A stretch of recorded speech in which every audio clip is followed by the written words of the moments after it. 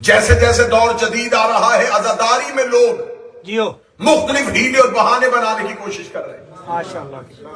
دیکھیں عزاداری امام حسین علیہ السلام، بندہ گھر میں بیٹھے پھر بھی تو مجلس سن ہی سکتا ہے، امام بارگاہ میں آنے کی کیا ضرورت ہے؟ حسین کو آن لائن عزاداروں کی ضرورت نہیں۔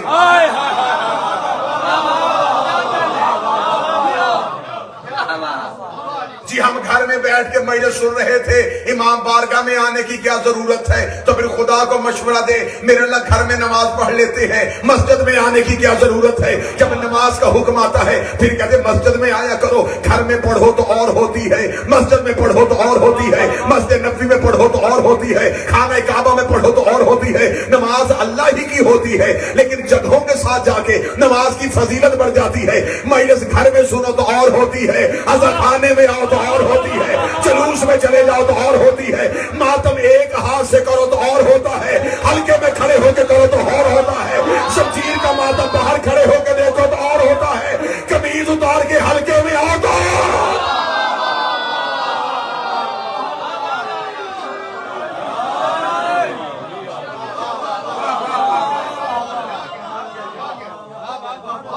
آج کی شیعت کو آسان کرنے کے لیے ہیلے اور بہانے بنانے کی ضرورت نہیں کہ ماتم حضرت امام حسین علیہ السلام کو کمزور کرنے کی کوشش کی جائے، اسے مختصر کرنے کی کوشش کی جائے۔ دیکھیں جی دل میں بھی تو حسین ہے، تو نماز دل میں پڑھ کے دیکھ۔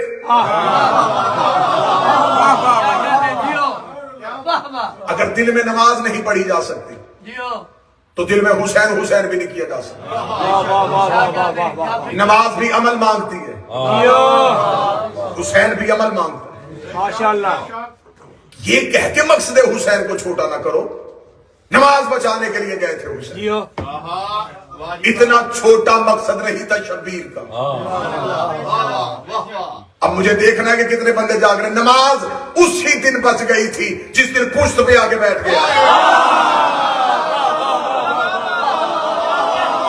اور کتنا بچنا تھا نماز، اور کتنی سانسیں چاہیے تھی نماز، بچ گئی تھی نماز جب پشت پہ حسین آ گیا۔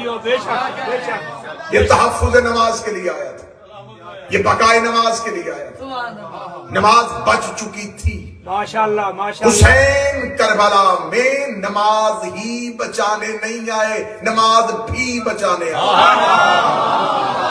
جو اہل زبان بیٹھے یہاں صدر کی بچانے، نماز ہی نہیں بچی، نماز بھی بچی، نماز بھی بچی۔ صرف نماز نہیں، مقصد حسین بڑا تھا۔ کربلا کے مقصد کو چھوٹا نہ کرو۔ غدیر اعلان تھا، غدیر اذان تھی، کربلا اس کی نماز تھی۔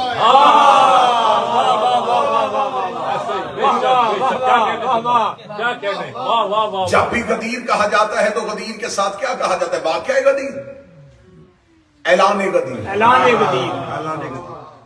ابھی مجھ سے پہلے قبلہ ناصر جعفری صاحب نے اعلان کیا کہ یہ 28 سفر کو مجلس ہوگی، اس کا اعلان کیا جاتا ہے، اس کا مطلب مجلس کا پروگرام پہلے بنا،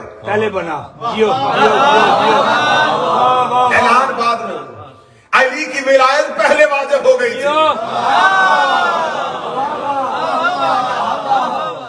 اعلان بعد میں ہوا تھا۔ جیسے غدیر تحفظ نبوت کا نام، ایسے ہی کربلا تحفظ غدیر کا نام، ماشاءاللہ۔ حسین کا ماتم تحفظ کربلا کا نام۔ خدا نے آدم سے لے کے مصطفیٰ تک کی نبوت کو جہاں محفوظ کیا اسے غدیر کہتے ہیں۔ جس خزانہ قدرت میں غدیر کو محفوظ کیا اسے کربلا کہتے ہیں۔ اب کربلا کو ظہور کے ساتھ ملانے کے لیے جس زنجیر کے ساتھ متصل کیا اسے عزاداری کہتے ہیں۔ حسین کا ماتمی مبلغ حسین ہے،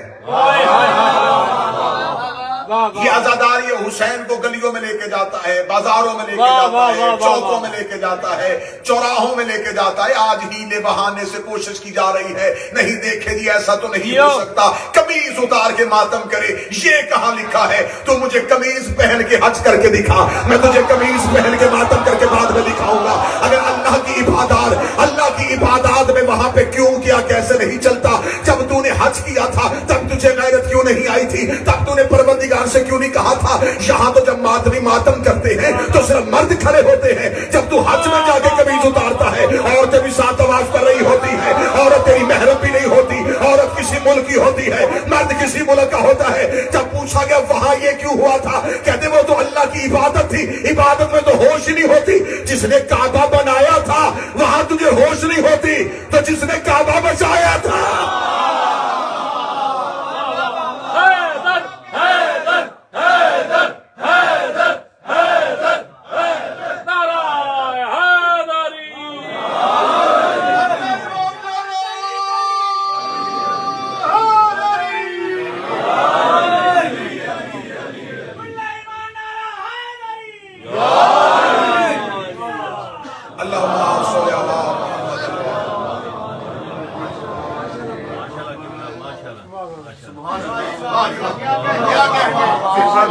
جاؤ جا کے شرعی قوانین پڑھ کے دیکھو. شریعت میں مرد ناف سے لے کے گھٹنوں تک اپنے بدن کو چھپائے تو نماز بھی پڑھ سکتا ہے. واہ قبلہ, واہ واہ واہ واہ واہ واہ واہ, کیا بات ہے, واہ, بے شک, یہ شریعت محمد بے و شک, محمد. بے شک.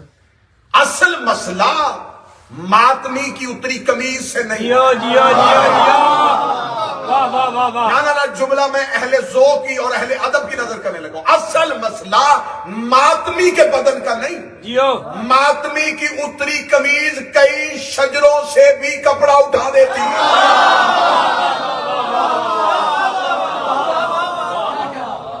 کیا کہنے,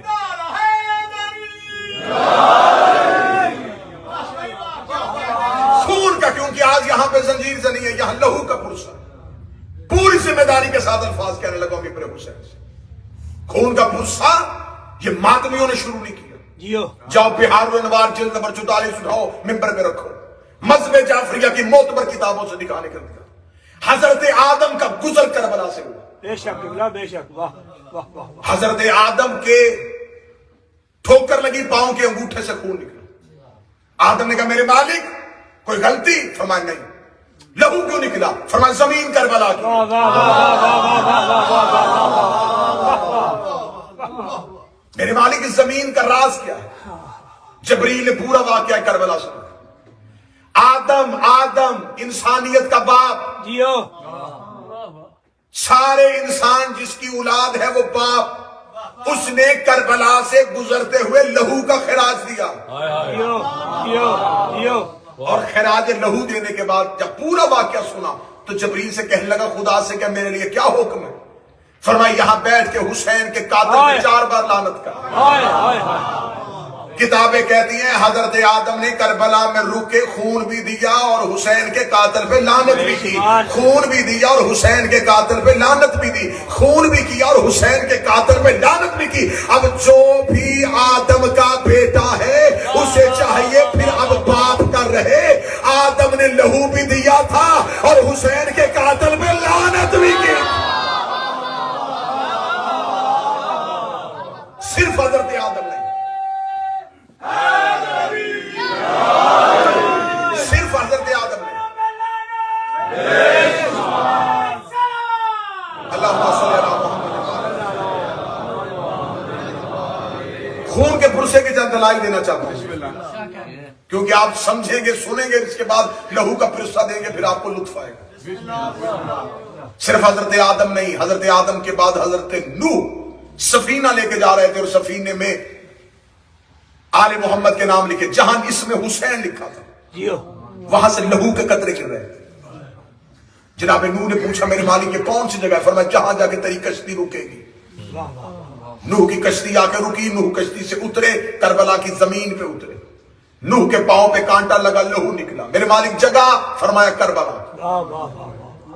اور جناب نوح کا نام نوح نہیں تھا, نام عبد الغفار تھا. جیو, بے شک. नूह नाम पड़ा था नोहा पढ़ने की वजह से। गलियों में नोहा पढ़ते थे, कौम पत्थर मारती थी। पत्थर मारना काफिरों की आदत, जियो जियो जियो नोहे पढ़ना नबियों की सुन्नत। नूह का नाम